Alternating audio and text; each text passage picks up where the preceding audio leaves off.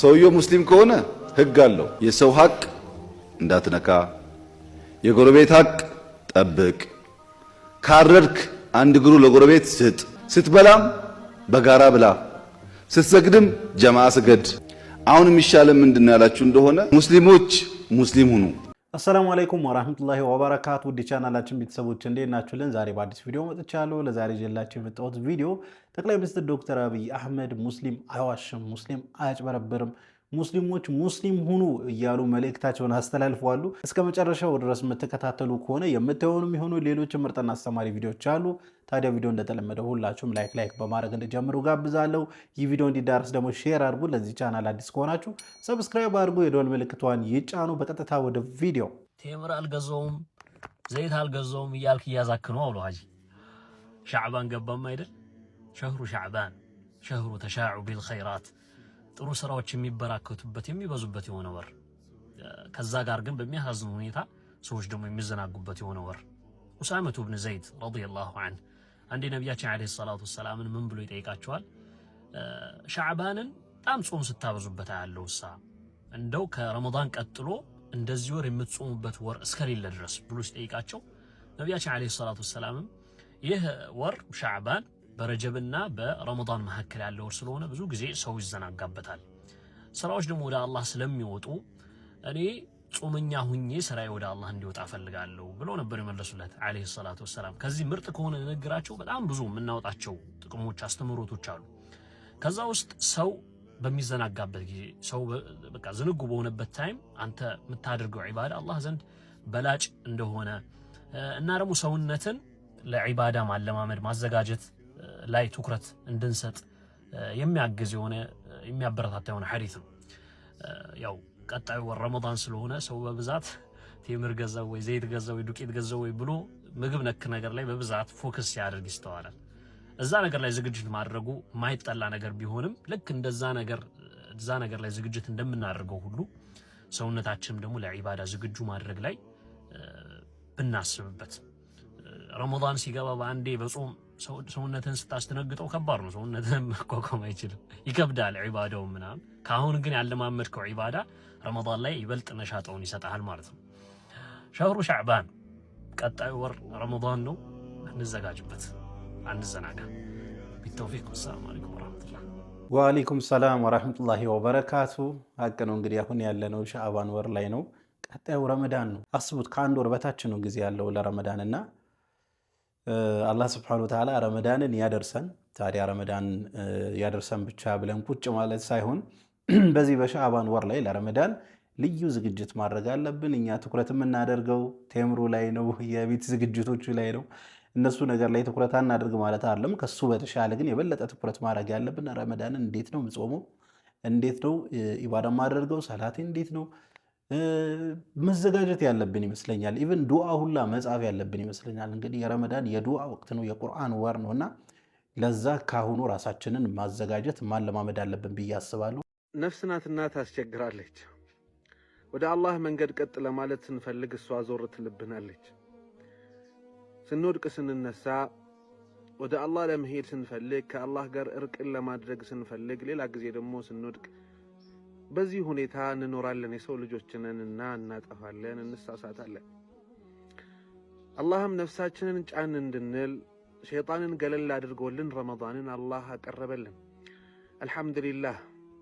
ረመዳን ጥቂት ቀናት ነው የሚቀረው፣ ምናልባትም አንድ ወር። ታዲያ ውዶቼ ረመዳን ከመግባቱ በፊት ነፍሳችንን እናስተካክል፣ ነፍሳችንን እንግራ። ጉዞ ወደ አላህ አይደል? ወደ አላህ የሚደረግ ጉዞ ደግሞ ንጹህ ቀልብን ይፈልጋል። ኢላ መን አተላህ ቢቀልቢን ሰሊም። ካሁኑ ካልተበራታን፣ ካሁኑ ነፍሳችንን ካላስተካከልን፣ ካሁኑ ካልተሰናዳን ረመዳን ትንሽ ይከብደናል። ታዲያ ካሁኑን ጠንክር ውዶቼ፣ ሰላት ላይ እንበርታ፣ ዚክርም ካሁኑ ነፍሳችንን እናለማምዳት፣ ዒባዳዎችን ካሁኑ ጀምሮ ለመልመድ እንሞክር። አሁኑኑ ፕሮግራም እናውጣ፣ ዛሬውኑ ረመዳንን ለመጠቀም እናቅድ። ያኔ የተሻለ ረመዳንን እናሳልፋለን። ያኔ በገባንበት ልብ ሳይሆን በተሻለ ልብ ከረመዳን መውጣት እንችላለን። አላህ ረመዳንን በሰላም ያድርሰን። አላህ ከሚጠቀሙበትም አላህ ያድርገን። አላህ ያስደስታችሁ። አሚን አሚን። እንግዲህ ከዚህ ቪዲዮ በፊትም ብለናል አላህ Subhanahu Wa Ta'ala ረመዳንን ያደርሰን ረመዳንንም በአግባቡ የምንጠቀም ባሪ አድርገን። እንግዲህ ታዲያ ረመዳን እንድንጠቀም ከወዲሁ ዝግጅት ማድረግ ያስፈልጋል ብለናል። ቅድም ተነጋግረናል። የተግባር ሰው አላህ ያድርገን። ቀልጣፋ ኒቃቢስት መኪና ተሸለመች። በሳውዲ አረቢያ ቀልጣፋ ኒቃቢስት መኪና መሸለሟ ሰምቷል። ሳውዲ አረቢያዊቷ ወጣት ኒቃቢስት ሌላ አህመድ በውስጡ 3 ሰዎችን የያዘ መኪና በአግባቡ ባለመቆሙ ሲንቀሳቀስ በማየቷ በፍጥነት ማቆም መቻሏን መዘገባችን ይታወሳል። ሌላ አህመድ ያለምንም ማመንታት እየተሽከረከረ ባለ መኪና ውስጥ በመግባት የ3 ሰዎችን ህይወት እንዲተርፍ ሰበብ ሆናለች። በዚህም ተግባሯ የተደሰተችው አሰሪዋ የ2026 አዲስ ስሪት የሆነ BMW መኪና ሸልማታለች ነው የተባለው። ወጣቷ ኒቃቢስት ሌላ አህመድም የተሰማትን ደስታ መግለጿ ተነግሯል። ማሻአላህ በጣም ደስ ይላል። ኮርተንብሻል እህታችን። እንግዲህ ኒቃቢስት ሆኖ ሁሉንም ነገር ማድረግ እንደሚቻል እህታችን አሳይታለች። አንዳንዶች ያሉ ኒቃቢስትን ለመከልከል ብዙ ርቀት የሚሄዱና ኒቃብ ጸጉርን እንዲ አካልን እንጂ አእምሮን እንደማይሸፍን እንግዲህ ደግመን ደጋግመን እንናገራለን። አሁንም ቢሆን በዚህ ቪዲዮ ተንተርሰን ፍትህ በአክሱም ለሚገኙ ሙስሊም ተማሪዎች፣ ፍትህ በጉንችሬ ለሚገኙ ሙስሊም ተማሪዎች ማለት እንፈልጋለን። ኒቃብ በመልበሳቸው ሂጃብ በመልበሳቸው ብቻ ትምህርት ስለተከለከሉ ማለት ነውና ስለነሱ ፍትህ ማለትን አንዘነጋም። ምክንያቱም ስለ ኒቃብ አንስተን እነሱን አለማስታወስ፣ ስለ ሂጃብ አንስተን እነሱን አለማስታወስ ልክ ስላልሆነ ማለት ነውና እንደ ቀልድ ደግሞ እየረሳናቸው ይመስለኛል። በሂጃብ የተነሳ እስካሁን ትምህርት አልጀመሩም። ለማንኛውም በእህታችን ኮርተናል። እንኳን ደስ አለሽ። አሁንም ወስዳችሁ ወደ ወሳኙ ቪዲዮ ነው። ዶክተር አብይ አህመድ የተናገሩት ነገር አለ። እሱም ቪዲዮ እንመልከትና ከዚያ ራሳችን ሀሳብ አስተያየት እንሰጥበታለን። ሰውየው ሙስሊም ከሆነ ህግ አለው። ቢያንስ የሰው ሀቅ እንዳትነካ፣ የጎረቤት ሀቅ ጠብቅ፣ ካረድክ አንድ እግሩ ለጎረቤት ስጥ፣ አካፍል፣ ስትበላም በጋራ ብላ፣ ስትሰግድም ጀማዓ ስገድ። ለብቻ ጥሩ አይደለም። አረፋ ከሆነም አርደህ ለድሃ ሳታካፍል ይዘህ አትግባ። ህግ ነው እኮ ይሄ ህግ ነው። እንደኛውን ህገ መንግስት አንቀጽ 1 አንቀጽ 2 አልተባለም እንጂ ህግ ነው። እና ሰው ያምናል፣ ያርዳል፣ ያካፍላል፣ ካለው ይሰጣል፣ በሽተኛ ይጠይቃል፣ ሲሞት ይቀብራል። ይሄ ህግ ስለነበረ አብዛኛው ተስማምቶ በፍቅር ኖሯል። ችግር የለም ማለት ግን አይደለም። ችግር ነበረ። አሁን የሚሻለው ምንድነው ያላችሁ እንደሆነ ሙስሊሞች ሙስሊም ሁኑ። ሙስሊም ከሆናችሁ በቂ ነው። ክርስቲያኖች ክርስቲያን ሁኑ። ክርስቲያን ከሆናችሁ በቂ ነው። ክርስቲያን ግደል አይልም፣ ሙስሊም ግደል አይልም። ስረቅ አይልም፣ ሁለቱም ስረቅ አይልም። የሰው ሀቅ ውሰድ አይልም።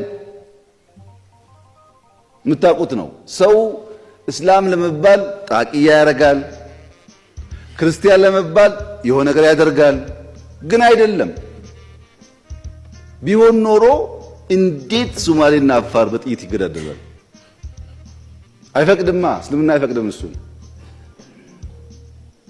ሰው ራሱን መሆን ቢችል አብዛኛው ችግር ይፈታል። እንግዲህ እንደሰማችሁት ነው ጠቅላይ ሚኒስትር ዶክተር አብይ አህመድ ሙስሊም አይዋሽም፣ ሙስሊም አያጭበረብርም፣ ሲበላ በጋራ ነው፣ እያካፈለ ነው። የእስልምና አስተምሮት እንደዛ ነው፣ የእስልምና ህግጋቶች እንደዛ ናቸው እያሉ እያስረዱ ነበር። ሙስሊሞች ሙስሊም መሆናቸው ብቻ በቂ ነው፣ ምክንያቱም እስልምና መልካም ነገራቶችን ስለሚያዙ እያሉ ነበርና ሀቅ ነው።